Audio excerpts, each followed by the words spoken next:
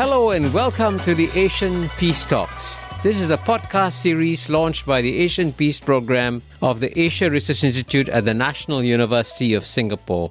The goal of the Asian Peace Program is a noble one: to try to preserve and strengthen peace in Asia. With our limited resources, we have to take a modest approach. Nonetheless, just as a small acupuncture needle can make a big difference, we hope that our monthly policy essays and this podcast series will make a big difference and strengthen the peace regimes in Asia. I'm Kishore Mahbubani, the host of the Asian Peace Talks. For the 7th episode of this podcast series, we are delighted to interview Sarang Shidor, Director of Studies at the Quincy Institute for Responsible Statecraft in Washington, D.C. Prior to his current role at the Quincy Institute, Sarang was a senior research scholar at the University of Texas at Austin. His areas of research and analysis are geopolitical risks, grand strategy, and energy climate security, with a special emphasis on Asia. Sarang has collaborated and published with multiple organizations, including our Asian Peace Program, Brookings Institution, Center for Strategic and International Studies, Council on Foreign Relations, among others. Sarang, thank you very much for participating in this podcast discussion.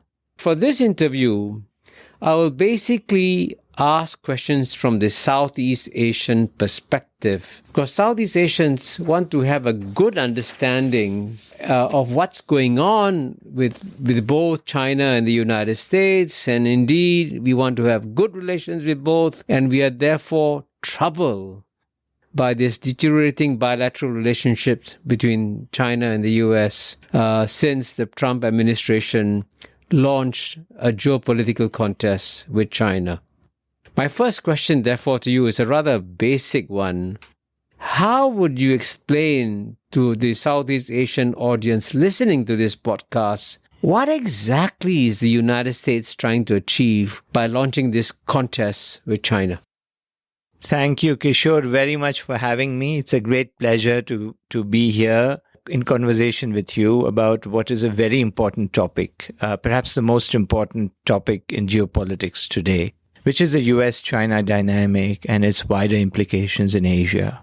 Now, the question you asked me is a very good one. I think if we had a very clear answer to it, it would be a bit easier to solve the problem. Yes. The challenge I have sometimes is to precisely understand the objectives of the United States, and particularly the current administration, because we are talking now at this moment, in terms of how they view China, what they want from China.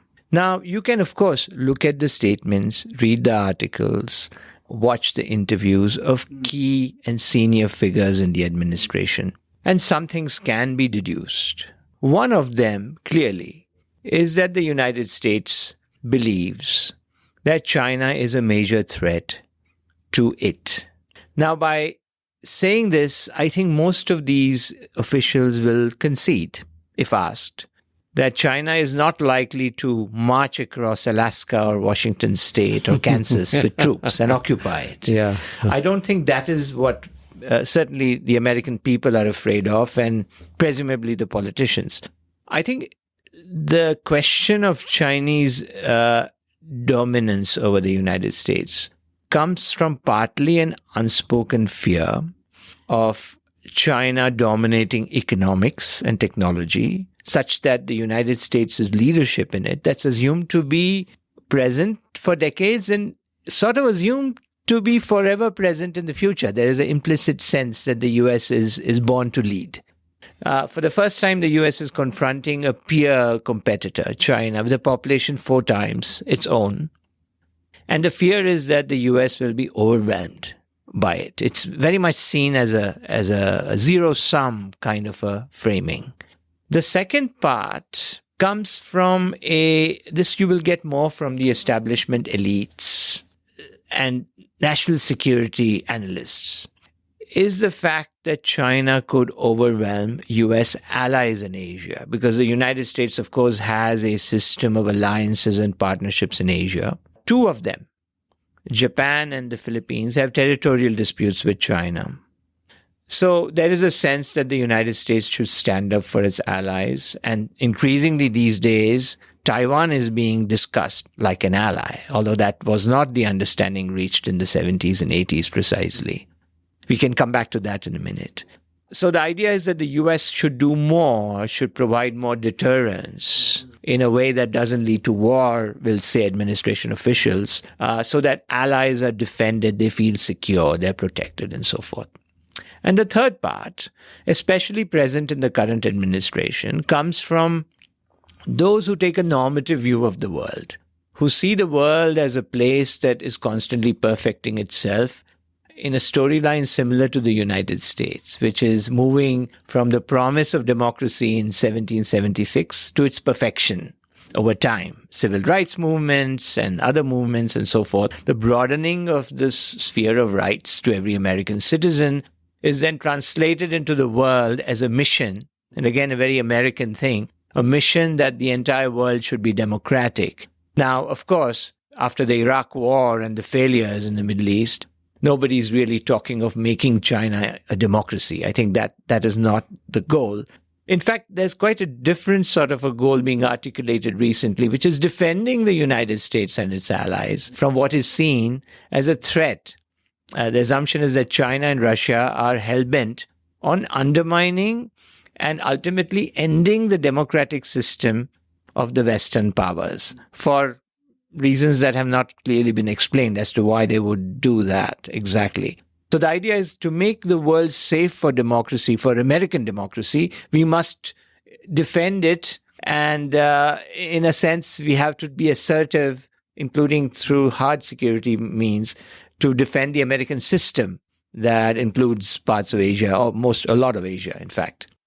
Well, I must say you've done a brilliant job in trying to explain what is in American minds when they look at China. You've explained how they see the rise of China as a threat to American primacy. You've described how China's rise is seen as a threat to American allies. And finally, you've also indicated how the rise of China is seen as a threat to American democracy. So these are the sort of the three dimensions, in a sense, in the American mind as they view China. And the interesting thing about the Biden administration is that when it came into office, we do know it altered a lot of the policies of the Trump administration. But in private, some people in the Biden administration actually said to me and said, Kishore, one thing that Trump got right was China.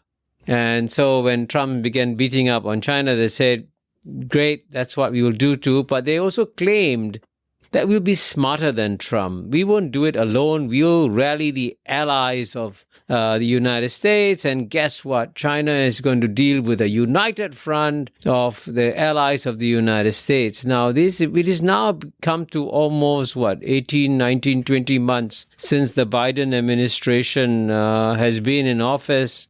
Do you think that they have succeeded in getting the allies of United States to join in a policy of isolating China? Or have they actually come to the realization, and we can discuss this also later, that when it comes to countries like the 10 ASEAN countries, which are also friendly to the United States, they have said, excuse me, we want to be friends with the United States, but we also want to be friends with China. So has the Biden administration come to realize that the situation is not so simple, black and white in the way they put it, but that U.S. has got to learn to become more sophisticated? Is that realization dawning in Washington, D.C.? One hopes so, Kishore. One hopes so. I'm not convinced it is quite there yet. If you're looking at it from a Washington perspective of people such as some members of the Biden team, indeed, practically all of them, who have been in DC forever, who live in a sort of sometimes an echo chamber, where U.S. primacy is taken for granted. They have grown up in its shadow. They have interpreted it as being a good thing for the world, not just for the United States. There's a very much an altruistic understanding. The U.S. dominance of the world is good for the world. This is a kind of a lens through which the socialization has been quite deep. When they look at Asia and see what has happened in the last 2 years, let's say, or more, you're quite right. They like what Trump did, elements of what he did. They just think that he should have done them. First, he shouldn't have beaten up on allies on things like more defense spending or on trade fights, which they don't think should be waged very much with allies, much more with adversaries. That's one. Second, they want to create a much more of a integrated system, security order in Asia that ties together the various allies and partners in a military to military sense. So the classic hub and spoke system of US alliances in Asia, where the United States had bilateral alliances with Japan, with South Korea, with Australia, with the Philippines, with Thailand. Over time, this is not just a Biden thing. It's been going on for some years. The idea is to try and stitch together the spokes in a way that it's not going to be a NATO, but starts looking something in between just a hub and spoke systems at one end of the spectrum and NATO at the other end of the spectrum.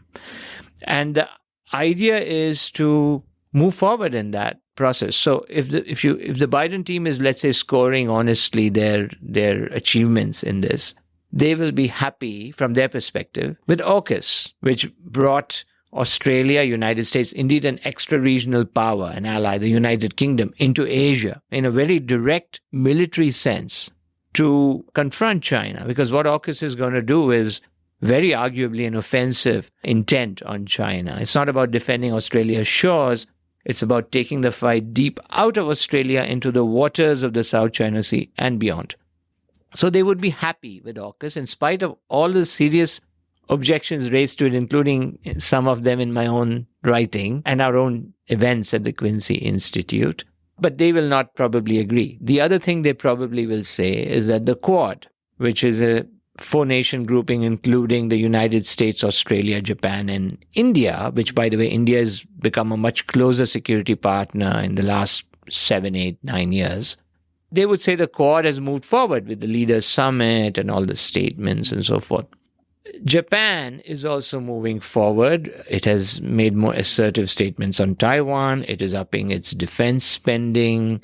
The new prime minister has been quite assertive about that. So all of these things would be viewed as wins by the Biden team. I'm not saying they're necessarily wins for peace in Asia, mind you, but there'll be wins for the Biden team in terms of its objectives. On the other hand, I think the Biden team may have realized that the one region of Asia that has not budged is your own. ASEAN. And I think ASEAN has, as you have, I don't need to tell you, you have written extensively about this. You have been a part of it, actually, yes, on shaping it. And ASEAN has evolved a formula whereby non-alignment is a key to prosperity within ASEAN. It's also key to peace. And the way it's done is not non-alignment in terms of running away from the big powers, but embracing them, welcoming the United States, welcoming Europe, and welcoming Chinese investment and economic and trade presence. So I don't think the Biden administration has made any significant headway on bringing ASEAN states into even the margins of the U.S. security architecture in Asia. Of course, there are exercises and there are conferences and meetings, but Southeast Asia does it with other powers too. So I think there is a message that hopefully they've heard. And also on India, I would also say that on India, the progress, quote unquote, that Washington may have hoped for has not fully materialized. In the Quad, the signs are that India has been reluctant to move forward much more openly in terms of China. There's also the Russia question where India has taken a very different position. That's a separate issue. So all in all, I think they would see it as a mixed record. I'm really glad you just described in a very careful and nuanced way how the different elements have been working or not working. I mean, I would say actually AUKUS has proved overall to be a net minus because it has, for example, alienated Indonesia, which felt that Australia, by, in a sense, violating the non-proliferation regime that it belonged to, was actually now becoming a source of discomfort in the region, of course. But as we know, the Morrison government is gone, and now we have to wait and see what the new Albanese government will do. There will definitely be some differences within the Morrison and Albanese government. But, at the same time, I think you also pointed out that even India, for example, doesn't want to go full hook, line and sinker and say we are all the way with you against China, and certainly not all the way with you against Russia for sure. All this shows that you got to make very careful, subtle, sophisticated judgments, on Asian countries. And I'm going to ask you a question about the two main strategic thinkers, Anthony Blinken and Jake Sullivan. They are supposed to be formulating their policy towards Asia. I wonder whether they have come to realize that perhaps the world that they thought they were walking into in Asia is not the world that they have actually walked into. And are they thinking or preparing possibly a new or different approach towards Asia? I haven't seen great evidence of it yet. There are some signs in recent weeks that dialogue between the US and China has stepped up. Increased, yes. Wang Yi and Blinken and Yang Jiechi and Jake Sullivan have had long conversations. These are not 20-minute conversations. These are hours, 4 hours exactly, which is a good thing. Yes. I think this is a wonderful thing. And I think that's what creates peace, talking. Yes. Talking is essential to peace. Without that, there is no peace possible. Yes. So I think there is some movement in that direction, which I'm very encouraged by. What it needs to be followed up with is much more. Now, in terms of the strategic thinking of the Biden team, as I said, there is this sense that China will, if not constrained, it will overwhelm the United States in many ways. In fact, President Biden made a statement in his first press conference. He said that under his watch, China will not become the world's leading country, will not become the world's wealthiest country, and will not become the world's greatest power. Now, when I read that statement, I was puzzled because what he was saying was that presumably he wants it beyond his term, that China, with 4 times the population, is destined to be at a GDP that's the same as the US. So an average Chinese person should be destined to live at 1/4 the living standards of an average American. You can leave aside the ethics of it because it's international relations. It's about competition, some would argue. But the question is whether it's possible, whether this is a goal that the United States should have for itself, rather than a goal as to where it stands, whether how American citizens do better than they did last year. Ronald Reagan said it best. He said, "Are you better off today than you were 4 years ago?" In his election campaign in 1980. It was the single most effective sentence that he asked the American people.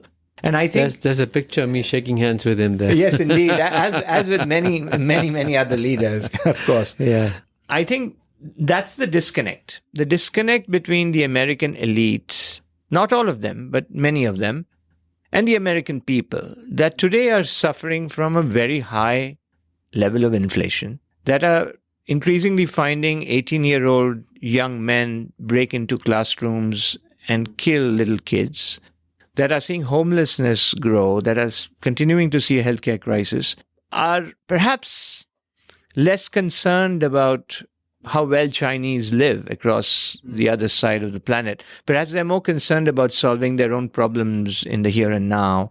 And this is a disconnect, I think, where the foreign policy of the middle class promised by the Biden team hasn't yet been practiced or being translated into actual policies.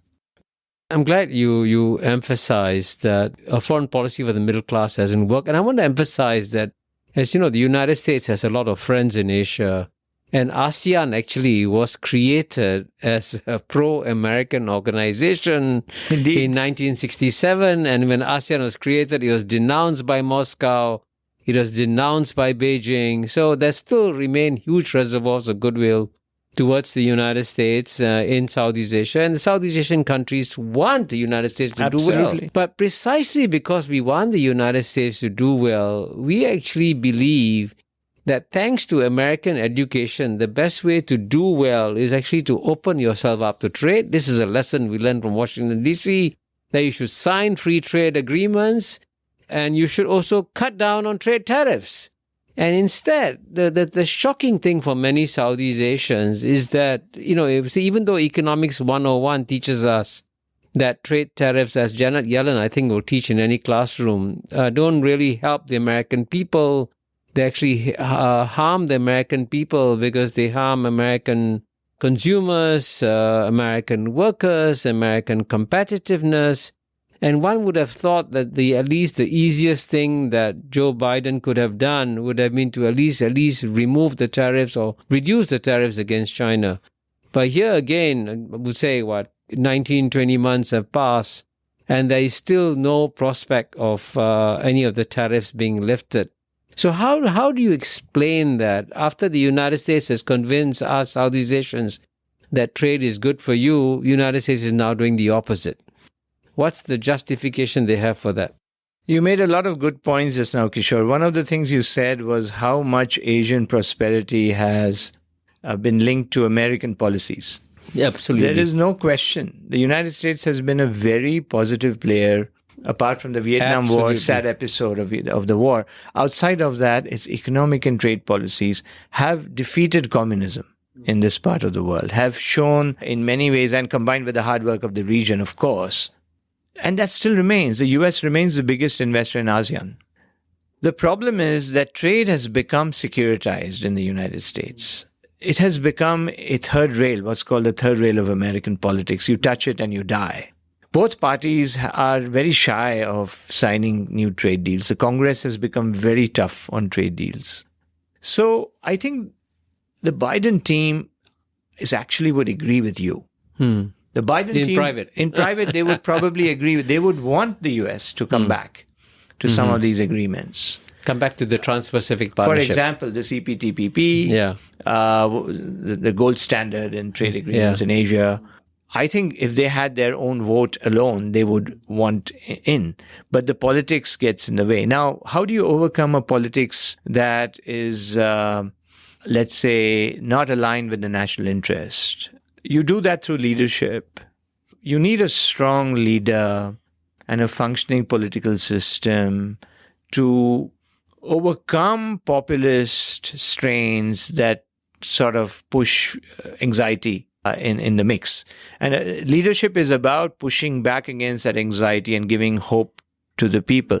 America has produced many such presidents. One hopes that the current president and the future ones are able to find that magic formula to achieve that sort of leadership. I would also say that there are some attempts being made by the US outside of trade agreements. The Indo-Pacific economic framework is a sign that the US at least has recognized that it needs to be back in the game. The problem is, of course, we don't know enough about it yet. And there's no trade dimension to it at all, also, unfortunately. A big weakness. Which is the most important thing.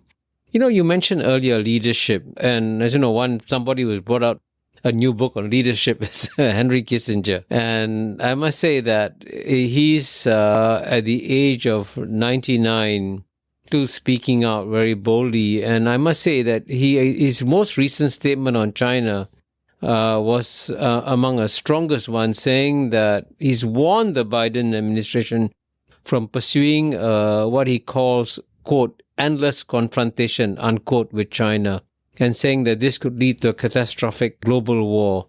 I wonder, can't the Biden administration take some political cover from Henry Kissinger and say, actually, we would really like to, stand up to China, but guess what? This wise man, Henry Kissinger, said, okay, we've got other things to do.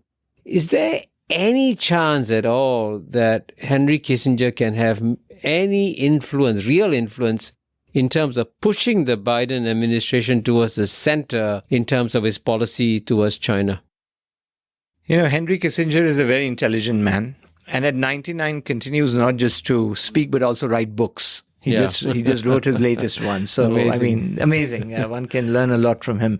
He's had a controversial past, but at his current age, he has nothing to lose and nothing to prove. I think he should be listened to very carefully. I do sometimes see signs, for example, in Jake Sullivan's recent speech that he made about China policy, the elements that make sense.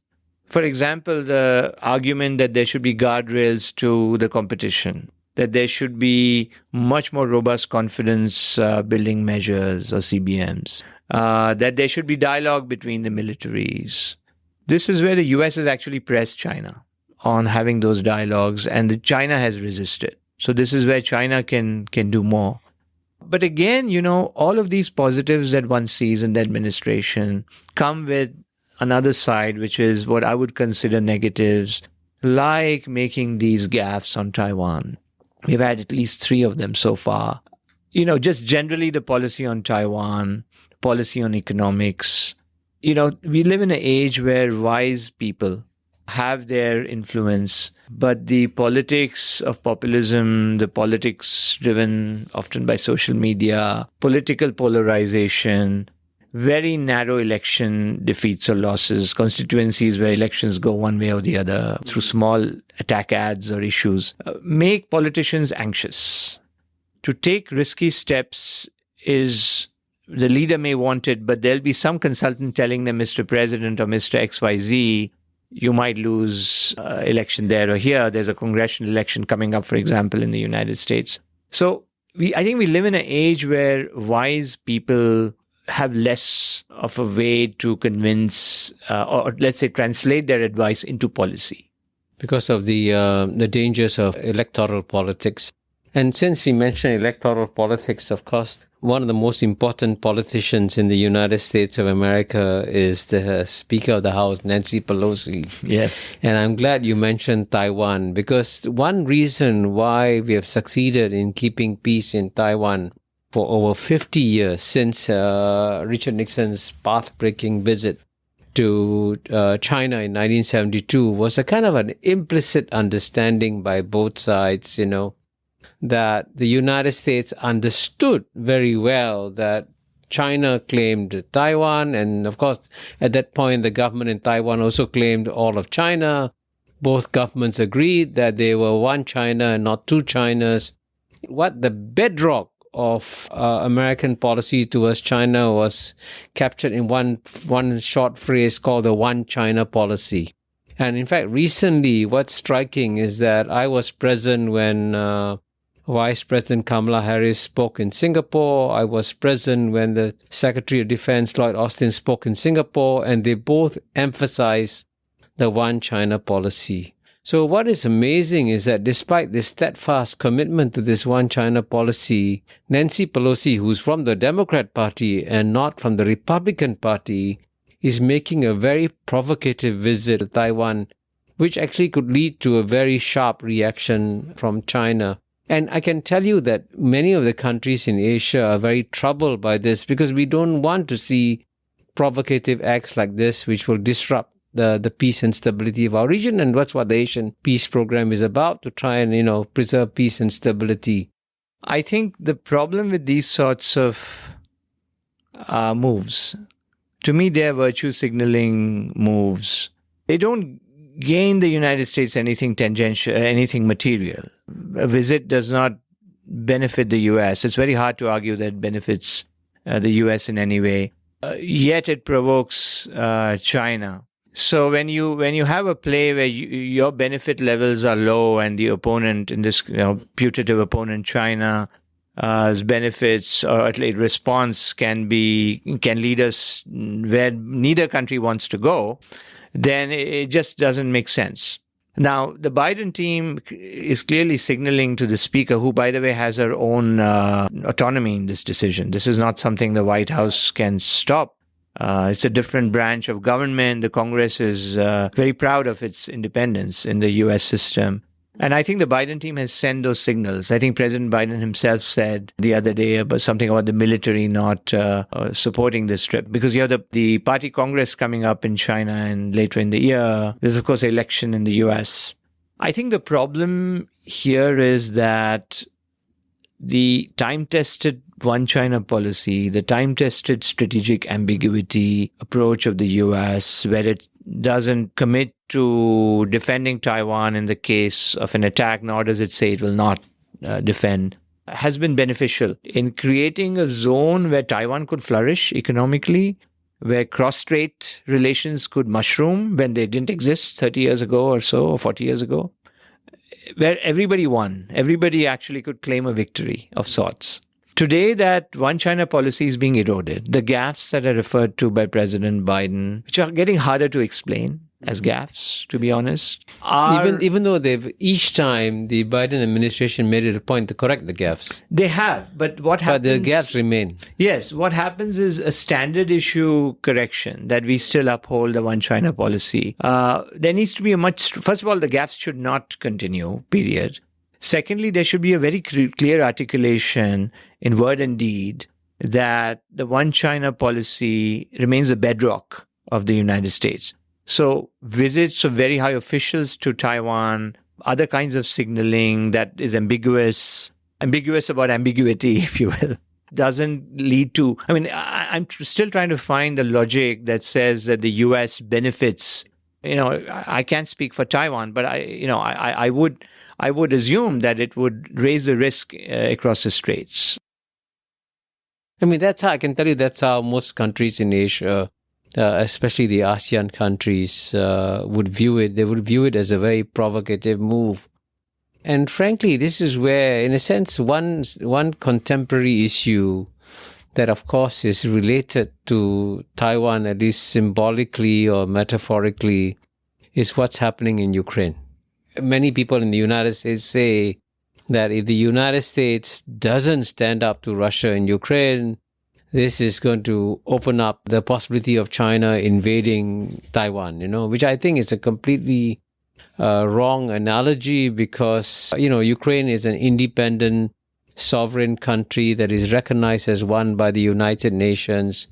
And Taiwan is not an independent, sovereign country that is recognized by the United Nations as an independent state. So it's a very, very different situation.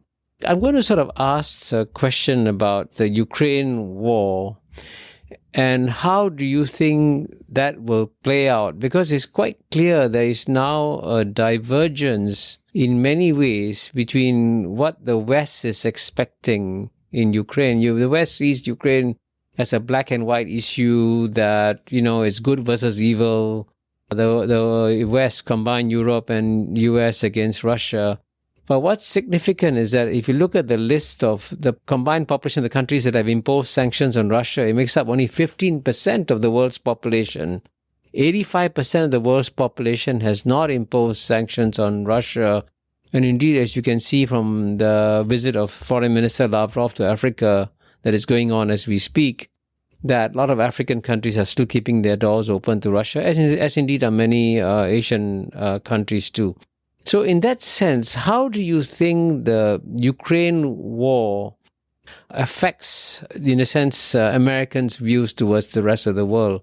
How will it affect, for example, their views of Asia? I think the interesting thing here is the seesawing of American perceptions of how the war is going. For example, in the beginning, American leaders felt that Russia had made a big blunder, which, by the way, it was a violation of Ukraine's territorial integrity. Absolutely. It was... it's illegal. The invasion's illegal. Illegal invasion. And I think the UN votes have reflected that, UNGA, very clearly. So that is without debate. But I think there was a sense that in terms of the military aspects, that this war is going very badly for Russia in terms of the way it stumbled in the first weeks. Could not capture Kiev. It suffered many losses. The Ukrainians put up a very brave, courageous resistance. Absolutely. This was certainly seen as a way perhaps this invasion can be reversed. What's happening now is something more gray, where the Russians have given up on their, it seems, although I read very recently that there was some mixed signaling from Sergei Lavrov, but generally it seems that Russia is focusing on the east. And the other problem is that one impact of this war is significantly higher inflation. And this inflation is being exported back to the West. So the longer this war goes on, the more is the pain felt, not just by Russians, Ukrainians, of course, the most, but also by Americans. And the average American doesn't have a lot of savings. The upper middle class does well, but your very average American lives from paycheck to paycheck often.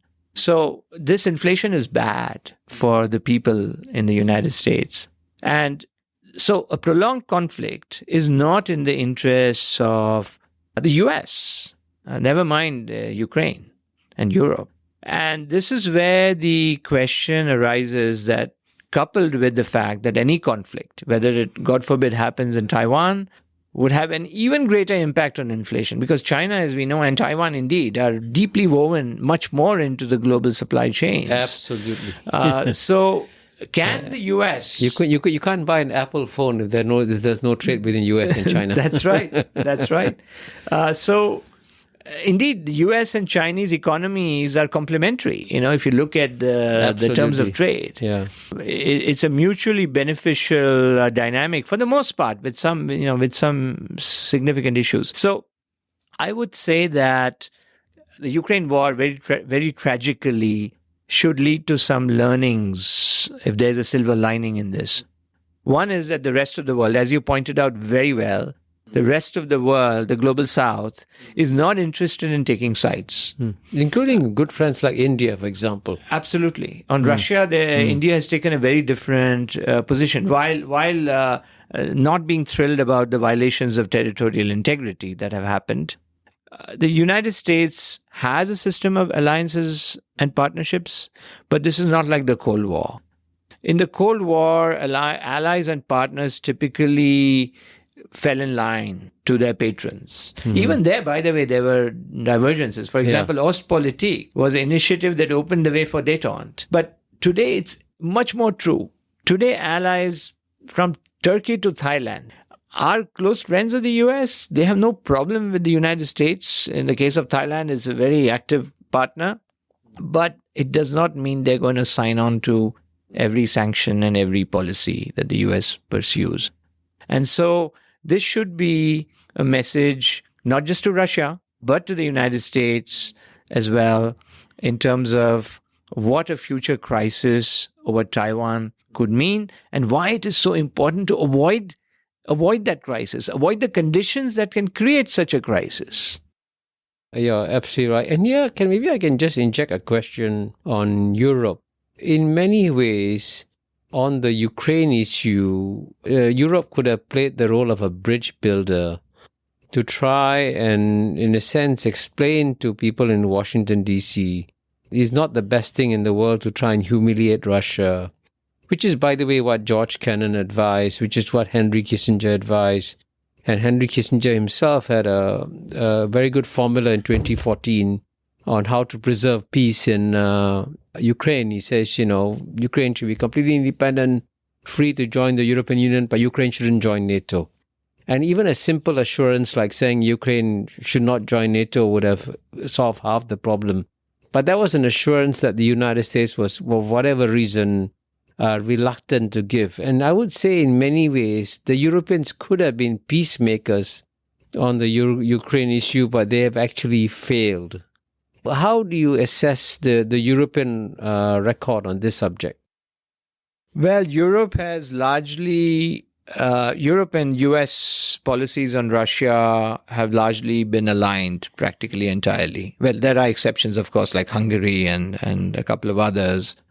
I don't know if this can be sustained in the case of this particular question. We are not talking now of allies like Turkey, who were never with the US. Turkey is a NATO ally, by the way. People forget these days. The fact that people forget itself tells you something. But I suspect that if this war goes on, not for weeks or a few months longer, but a year or more, then there will be European leaders who will start doing the math and may start looking for a diplomatic settlement out of it. What the terms should be, of course, can only be decided by, most importantly, Ukrainians. But nevertheless, the prioritization of diplomacy as a path, rather than saying, let this continue till Russia is defeated, which it is unlikely to be defeated. And if it is, by the way, the implications may not be so pretty for security in Europe. If, let's say, Russia is defeated in terms of a regime change or something of that sort. So the lessons for Asia are that I think Asian allies may find it productive to have these quiet conversations with Washington before a crisis occurs, God forbid, and try to be bridges. For example, South Korea has a staunch U.S. ally, a close friend of the United States, regardless of administration there, but has a nuanced view on China. And has been invited to join the Quad. Has been, which would make, if South Korea joins the Quad, you got to call it the Squad, right? But maybe for that reason alone. So far, South Korea has, for whatever reason, decided not to join the Quad. I mean, they may do so eventually, but so far they're holding back for the obvious reason that South Korea needs China's cooperation on North Korea, to put it very simply. It does. And I think the issue is, what are disputes that you can take on with China? Because there are disputes between the US and China that are real, that are substantive. There are certain trade practices that China prosecutes. These flybys near Taiwan are not positive. The intrusions in the South China Sea with ASEAN states are not constructive. But nevertheless, what are the issues that the US should see as red zones? Every nation has their, let's say, concentric circles of interests. Certain interests are at the heart of a nation. For example, territorial claims, especially if they have some historical basis. I mean, it's a fact that Taiwan many years ago was a part of China. No matter how you conceive of China, it was that's undeniable. Yeah, very hard to say it wasn't. Of course, that doesn't mean that the Chinese position is correct or anything like that. But the point is, this is a core sensitive issue for the Chinese people in a way that is different from, let's say, unfair trade practices as an issue. Unfair trade practices can be negotiated. From the Chinese standpoint, the status of Taiwan cannot be. From the US standpoint, Taiwan is a very distant island that is an interest.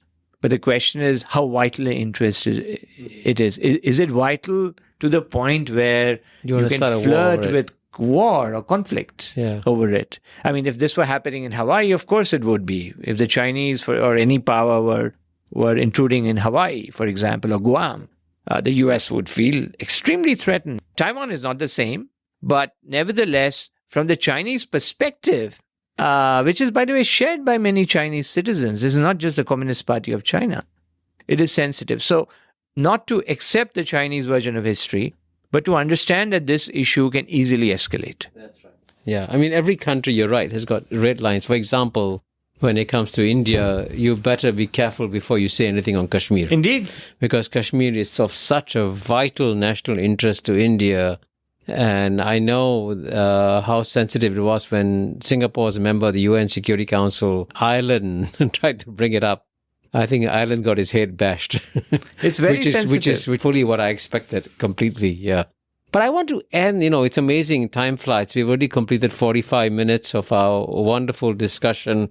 Frankly, the best contribution that this discussion has made is actually to bring out the complexity of all these issues, which doesn't come through in the black and white reporting that you get in the Anglo-Saxon media on many of these issues. This is why I hope the Asian peace talks are making a contribution. But I want to end on an optimistic note, because I do think that there are still many areas in which the US and China could be collaborating with one another, where actually it would serve their larger interests as well as the larger interests of humanity as a whole, for the United States and China to actually collaborate in some areas. And I know that you've been writing about this, Sarang, in the past. Do you want to share with our audience how you think we can persuade the United States and China, even while they continue to compete, to maybe perhaps spend as much time cooperating in areas where there is their mutual interest to do so? So what would you give as advice for the areas of cooperation? We have talked a lot about geopolitics, but there are, of course, dynamics happening on the planet that are of grave concern and indeed are great threats. The most important one is climate change. Along with that is pandemics, and we have experienced the pandemics in the last 2 years. These are areas where nationalism, and I would even say national identity, reaches its limits, because these phenomena are so thoroughly planetary in nature, so completely suffuse national borders, and are so urgent and grave that their solution can only come from cooperation. Competition, while yes, certain technologies benefit from market competition, that's always welcomed. But in a governmental policy sense, there has to be cooperation. So I would put the first item as these planetary systemic threats. Mm-hmm. And by the way, this also includes things like global financial stability. Of course, when the Fed does something or the Chinese central bank does something else, whether it's crypto, whether it's interest rates, what have you, there are conversations on these that happen. But these are areas that need to be more front and central in cooperation. On climate change, particularly in Asia, it is one of the most threatened continents on climate change. When you look at South Asia, when you look at the Mekong Delta, when you look at Myanmar, when you look at the Philippines, if you spin the current natural disasters out by 10, 15, 20 years, we are dealing with substantial economic impacts on supply chains, on manufacturing. And there is all the reason for the United States, with the sort of capacities it has in the region of humanitarian assistance and disaster relief, and indeed Chinese capacities that have become much more stronger now, to proactively say, not just make a statement that we will cooperate when necessary and then sort of forget it, but actually put meat on the bones. To actually say, let us have a summit focused on climate cooperation. Let us not just talk about mitigation in terms of telling China to not use coal, but actually revive our technological cooperation. For example, the energy cooperation that US and China had, they had a center set up that's gone sort of moribund. Innovate in things like carbon capture, removing carbon from the air, hydrogen. There are many technologies that we know are doable, but whether they come into the market 20 years from now or 7 years from now makes all the difference on controlling mitigation. This is where the best scientists and technologists from two countries, and indeed others, should collaborate to bring solutions to bear to the global market. And let there be a self-interest component to it, of course, as well. So I see climate change not just as something to avoid bad things, but also to innovate new products, new markets, to give hope for the young, for both countries, to create new careers, and indeed improve our quality of life. I mean, if you have more biking lanes, you have better, less toxic products. There's a range of spin-offs from tackling climate change. And the US and China are the two world's biggest polluters. So if they don't come together, who else is going to do it? Absolutely. And I'm glad that you emphasize that in many key areas, the United States and China actually have common interests, especially in terms of dealing with the common planetary challenges. I must say, I want to thank you very much, Sarang. This has been an excellent discussion. I think one thing we realized in the Asian Peace Program is that achieving peace is actually a very difficult and complex exercise. And in our discussion, I think, has in many ways brought out all the difficulties and complexities of the issues that we have to deal with. And by so doing, I think we are making a major contribution. And for that, I thank you very much for coming all the way from Washington, D.C. to Singapore to participate in this discussion of the Asian Peace Program. I also want to conclude by thanking my friends and colleagues, the supporters of the Asian Peace Programs, and of course, the very strong, dedicated team I have. And I want to especially mention Dr. Varigonda Kesavachandra, Bertrand Sia, and Kristen Tang for their contributions towards creating this podcast series of the Asian Peace Program. Thank you very much, Sarang. Thank you, Kishore. And I really appreciate all the work the Asian Peace Program is doing, and I wish it and you and your team all the best. Thank you.